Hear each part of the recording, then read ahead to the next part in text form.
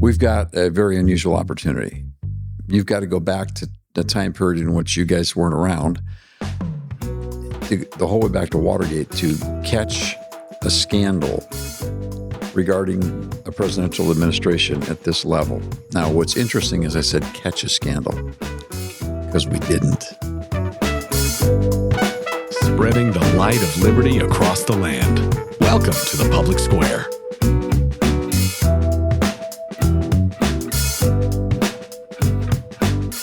This is a scandal that people got away with, and now it's being uncovered, which is a different kind of experience. Feels like the same people that helped to cover it are now uncovering, at least some of the people. It seems like an ancient story, doesn't it? Yeah, It's like, is there something out of Greek mythology that fits with this or something? At least Shakespeare. Yeah. And I think something comparable in my lifetime would probably be Bill Clinton during his presidency, you know, getting caught and kind of the cover up of the rumor of what was happening with Monica Lewinsky. They kind of covered that up until the second election went through and he was in office. Then everything really blew up in more of the late 90s. And that was going nowhere on the investigatory side until Ken Starr took the turn and moved off the original point of investigation and started asking other questions. So the point is, scandal's always with us, but this one is really. Well, we talked about this a little bit on the previous episode of the Public Square, where it kind of played out in plain sight in some ways. Yeah. You know, because you're trying to cover up Biden's infirmities and different things, but yet he's falling off bicycles and falling upstairs, and people are seeing it happen. Yeah. And they can believe their own eyes at a certain point. Well, now we're getting into the depth of the details of the cover-up, and they're coming out on a regular basis as people read more and more of Tapper's book, and they're looking at how much people knew that they didn't talk about. But now we're going back with other sources. Now, in Original Sin, Tapper and what's the other guy's name again? Alex Thompson. Tapper and Thompson say they interviewed over 200 sources to be able to get this information. But it's interesting because while that's all unfolding, we go with the information that comes out about Joe Biden's cancer diagnosis, which was a BPH diagnosis of an enlarged prostate 10 years before he got to the White House. And you go, wait a minute. And then we find out that he hasn't had a PSA test, even as president of the United States. And now he has a cancer that's metastasized to the bone. That just does not add up. I'm not sure that it would be possible for the president of the United States to not be in treatment because the diagnosis had to be there. I mean, he would have to have not had a PSA blood test at all under any circumstances. It's unimaginable. How is that not a cover-up? Now, he's the one who took the hit for that. And you know, we pray for him, and it's sad news. Nobody's relishing or rejoicing in that by any stretch of the imagination. But what kind of logic would you apply? And the doctor that he brought in with him into the White House, who came in from their company, this wasn't like, you know, the best that Walter Reed had to offer was now serving the president in the White House. This was an inside guy.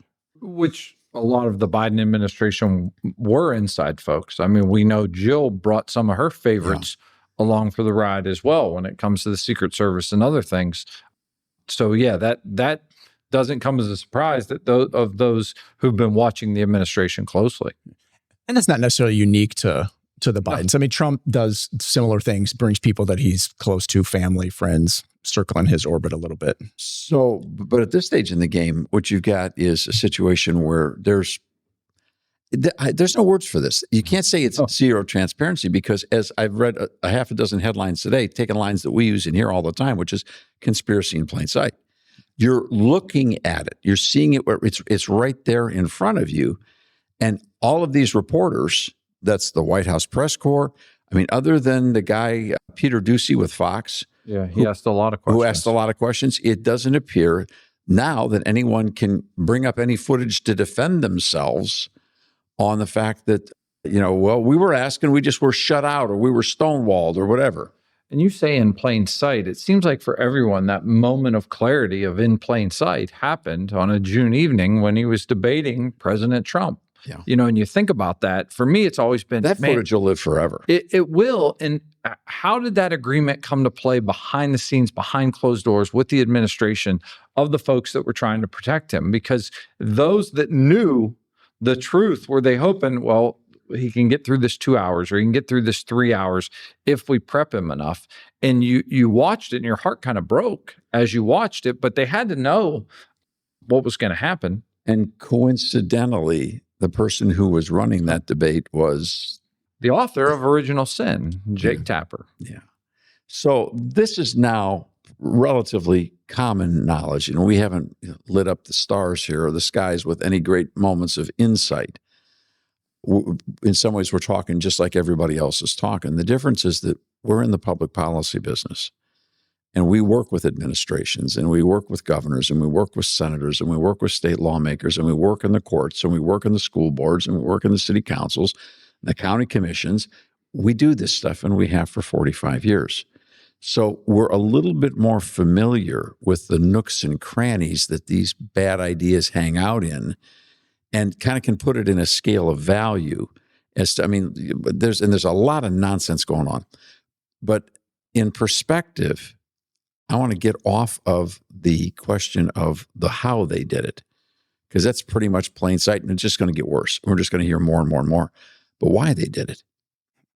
All right, so let's take a listen at this quote that came from an interview, in an unusual an opportunity, an interview on a PBS program that is sponsored by and owned by The Atlantic. It's their show on PBS, where they had Thompson and Tapper, Thompson from Axios, Tapper from CNN. Now think about that. Count up the cards in your hand on that one.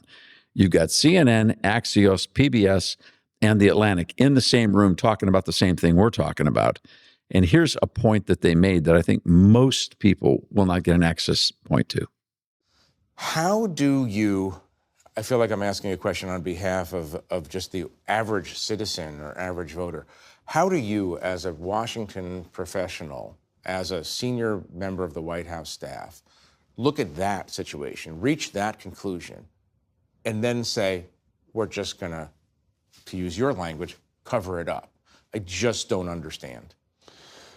It's tough to understand it. But if you can, first of all, in the historical context, one of the things that it's important for people out there to understand is the presidency has maybe never been stronger, and political parties in the legislative branch have never been weaker. Yeah.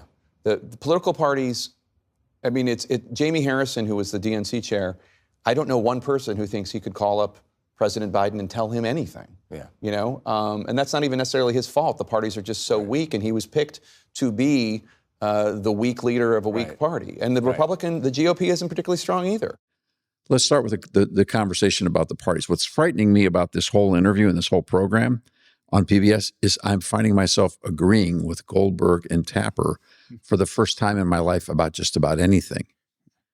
But let's interpret this. Let's discern this. Do you think Tapper's actually awakening to the reality that both political parties are hollowed out?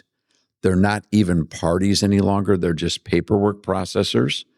And that all the real work's been outsourced into the monster foundation funders like Soros and Company and Center for American Progress on the left. And then there's certain right funders that have hollowed out big hunks of the political party, and they're running their own show.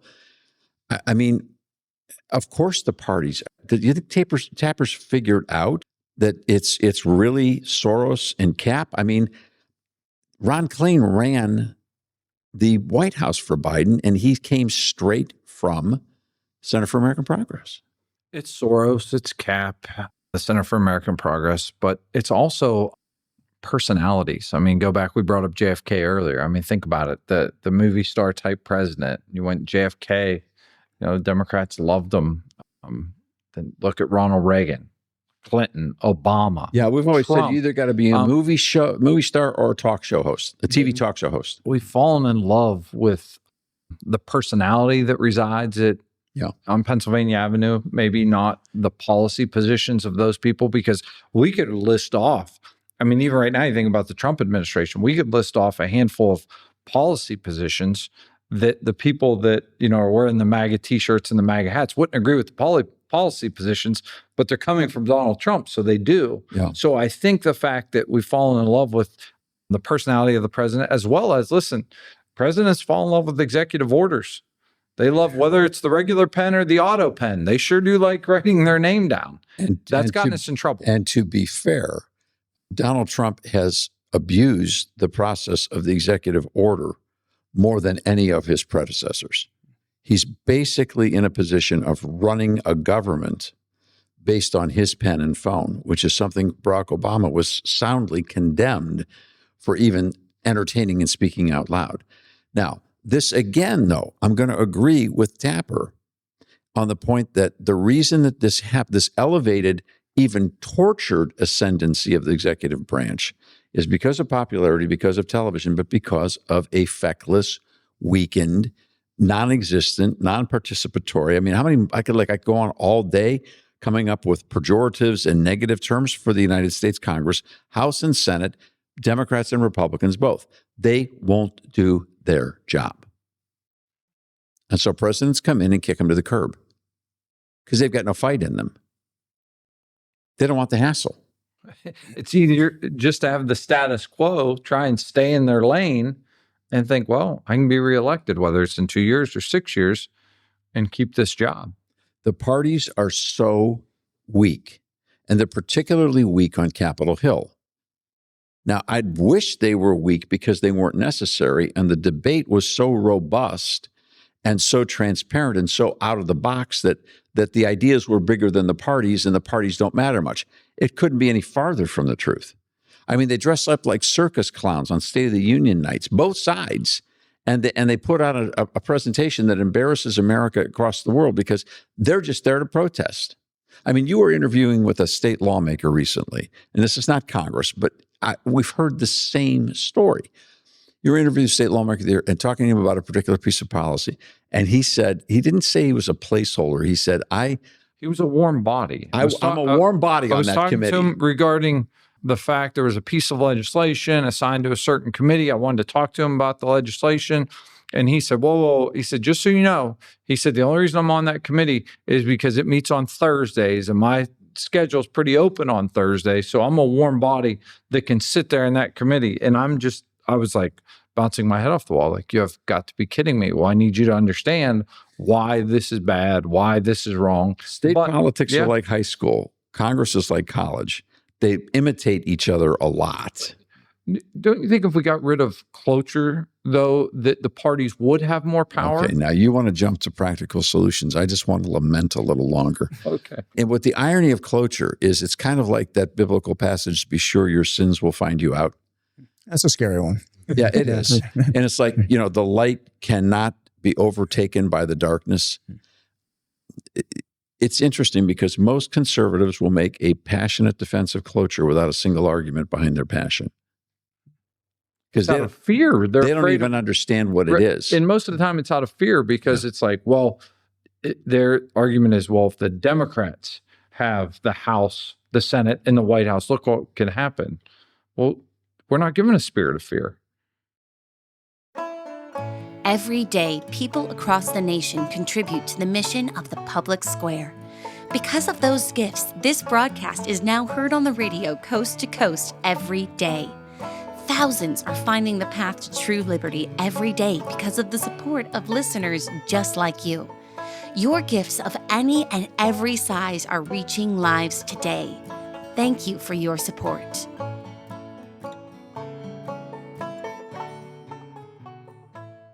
So we've got a situation now in our country where the Republicans have one of the strongest majorities in the Senate they've ever had, and it's meaningless. Because if you don't have 60 votes, you ain't got nothing. Because nothing's going to happen in the Senate without 60 votes. Because of that, the House, which has got a very slim majority, roughly 5, but really it can be as small as 1, is attempting to create serious budgetary and necessary budgetary policy. They're trying to keep the United States from going through economic chaos by losing the tax structure from 2017 that reset the rates. Now, when you reset the rates, and you've been at it for 8 years, going on 9, and then people get used to it, they set their economic projections based on that.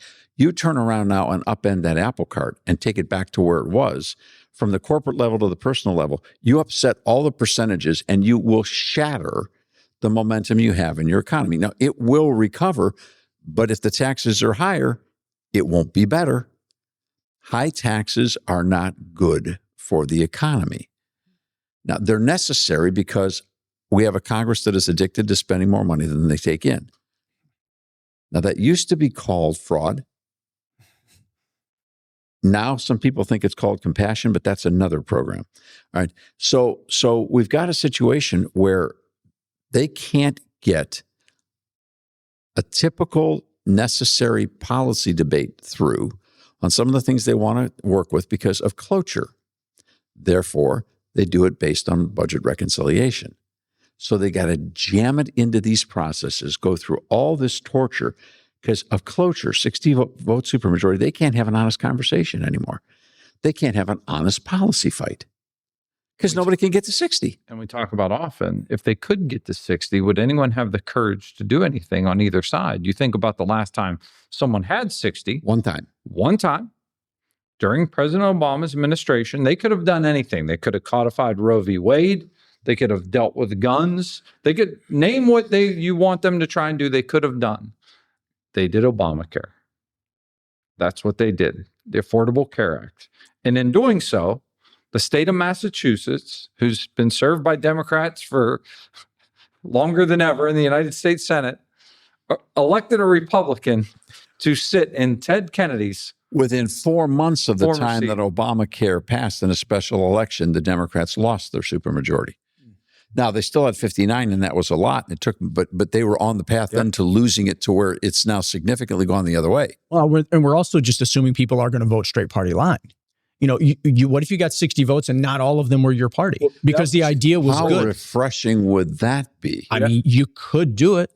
You could, and I think that's why it just never happens anymore. Well, I think that's why if you got rid of, does when they're young. I think that's why if you got rid of cloture, I think you'd see people go away from their party because then they would have to run on those positions back in their home states. You think about people that serve in swing states or swing districts that are opposite maybe of what the letter next to their name is, then they would have to then defend their vote. But I mean, you think about, I know they're both gone now, but you think about Kyrsten Sinema, Joe Manchin, those type folks. Would they have voted with the D's if cloture was taken out? It would have been interesting to see and watch. And so this is like a big tangent off the scandal subject, but it's one of the reasons why Tapper can rightly say the parties are so weak, because they don't like wasting time either. And they're all away from home. And they know that most of everything that they're doing is symbolic and largely meaningless, because whatever the House wants done can't get done in the Senate unless there are all kinds of upside down deals made. And that's why cloture is a horrific idea, because whether you are the majority leader or the minority leader, if neither party has 60, and probably it's closer to 61 or 62 because you'll lose some, if you don't have that big of a majority, you're always going to need a deal to get anything done. So the difference between the deal maker sitting in the A seat or the B seat isn't all that much different, because if A wants something and they can't get to 60 and B can get him there, then who's got more power? And so the minority stays empowered. And that's why both parties want to keep it, because they know that the control of the Senate will go back and forth, but it will never matter that much because it'll always be up to the deal makers, to the people in leadership. And that puts them in control of a $5 trillion budget every year on an annual basis, and everything that happens around that. That is some nasty big power. And it ends up in the hands of just a handful of people. That's why you can't get rid of people like McConnell forever. Who would give up that kind of power? Listen, yes, and there's another thing in plain sight. We've seen him. He's getting up there in age. He's had some episodes where we've all He's got no business being there. Now, of course, he's out of the leadership situation, but he has no business being there. Period. All right, so it happens, and this is the depth of the corruption that goes on here. It's the power. So the parties are extremely weak. One, because they've been hollowed out by special interests, particularly the Democrats have been hollowed out by the Soros billionaire network. It's just that simple. Oh, and by the way, while Tapper and Thompson are doing original sin and naming the people who were actually running the government, they call them the Politburo. They were called the Politburo inside the circle of people who know. The one name that does not get mentioned is John Podesta. That's a bigger cover-up than Biden. Yeah, because his fingerprints are everywhere. And nobody can see him, nobody can find him, and he just disappeared. When Joe Biden left office, where in the world is John Podesta? So were those names that were given in that book, do you think they were almost sacrificial, so to speak? Outstanding observation. Well, give them them. Just like the Time magazine, the shadow campaign, they put up a front of who did it, who got Biden. They put the front people up because those front people will get all the credit, and if it goes bad, they take the fall. Podesta is the most protected man in American politics. Final point is this whole thing about existential crisis, existential danger, existential threat. When I was in elementary school, the existential threat was aerosol cans. Aerosol cans, the spray. Like you got in trouble for using them. That was the existential threat when I was in school. And you didn't even know how to say existential when you were in high school. No, didn't have a clue. That word didn't even come into popular culture in America until 1941. Now, everything that the left is afraid of is existential. Like polar bears are existential. I mean, ice caps are existential. McDonald's fries being cooked in beef tallow or is existential. It's now the most favorite word. It's like vis-a-vis was a while ago. Beef tallow's back. Or the vegetable oil's out. Beef tallow's back. Or frankly, when somebody says frankly, honestly, that's click the word. See, I've changed. My words have changed. Oh, man. This is kind of hard to keep up with sometimes. It used to be branding and podcasting. Okay. Now we're on to frankly. Now we're on to frankly Shirley. and existential. So existential is a fascinating word because it does bespeak a philosophical point of view, a worldview. Existentialism is a worldview, and it's a worldview of fundamental futility. It's the idea that you're alone in the universe. It's all up to you to figure out what's right and wrong. Good luck with that. That's basically existentialism at its core. Now, some people have worked some of the thoughts into a different worldview. Some have tried to appropriate it into syncretize it into a Christian worldview. But fundamentally, existentialism leads you to despair.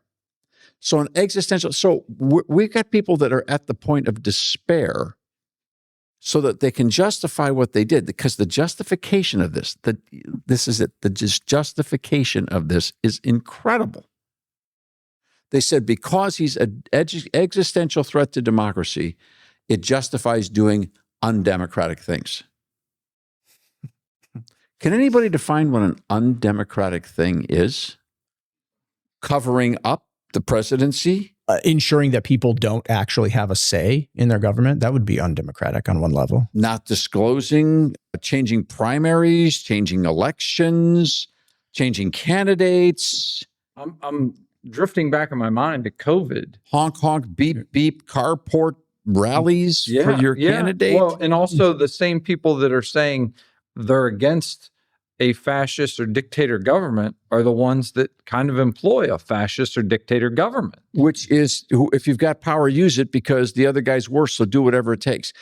What I want to know is if they could do this much in the name of protecting democracy, it sounds just like what they said on the shadow campaign. They were ready to march in the streets and burn stuff down if Donald Trump had won.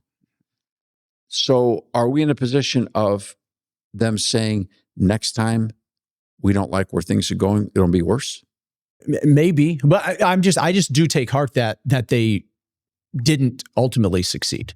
The voters, the people, whether or not someone voted for or likes Donald Trump or not, these folks didn't ultimately win they didn't get what they wanted. Kamala Harris did not become the president of the United States. So the tough question is, with all of this, somebody asked me the other day, what do you say to the Democrats? I said, don't be. Because it looks like right now, there's no one other than Tapper and Thompson who's willing to say, we were all part of something that was very, very wrong. Now, some people are trying to justify it, is that sometimes you have to do the wrong thing or a worse thing will happen. You better make sure you can see the future. And understand that the light shines bright and the truth always prevails. Now, I know we got to land this plane. I want to be careful. I'm not a Republican. I'm an independent. I could tell you, if someone said to me, well, what do you say to the Republicans? Don't be. Be a free agent. Be a free thinker. And I think the smartest way to be an American is to try to live in the construct of self-evident truth, knowing that there's a God in heaven who's watching us. So don't try to do the right thing the wrong way. Isn't that what we teach our kids? Always. The Public Square is a broadcast service of the American Policy Roundtable.